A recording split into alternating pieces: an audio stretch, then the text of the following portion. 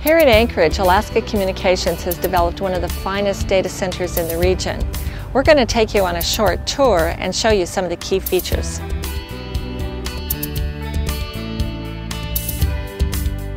We have multiple layers of security for access to our data center. First, you're required to have an authorized badge, which is necessary for opening the doors. We also have a staffed room 24/7 with our data center technicians. They are required to physically allow you access to the last stage before you enter the data center itself. In this room, you're required to also physically sign in before entering the data center itself.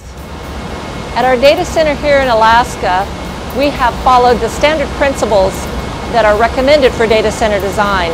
For example, we've used the standard hot-cold aisle design, where all of the equipment fans pulling in air are facing on a cold, air-conditioned aisle.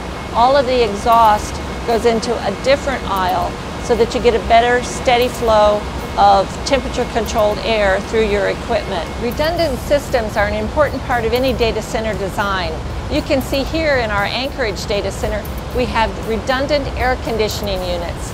This guarantees that we always have proper cooling and humidity control environment within our data center here in Anchorage. You can see that we have two sizes of cabinets available. We have a full-sized 42U rack that can be used for those who have a reasonably large amount of equipment. We also offer a 1/3 sized cabinet, which is a 14U cabinet, which is more suited for a smaller business that might have fewer servers and doesn't need the full capacity of a full rack. Safety and security are important considerations in a data center. Our data center here in Anchorage has a halon-based fire suppression system. This is a non-water-based system as recommended for electrical equipment. We also have cameras both within the data center itself as well as monitoring the exterior to ensure that your data and equipment is kept safe and secure. Secure and reliable power to your equipment is probably one of the most important considerations for a data center. Behind me are the two power distribution units that are used to distribute power throughout the data center.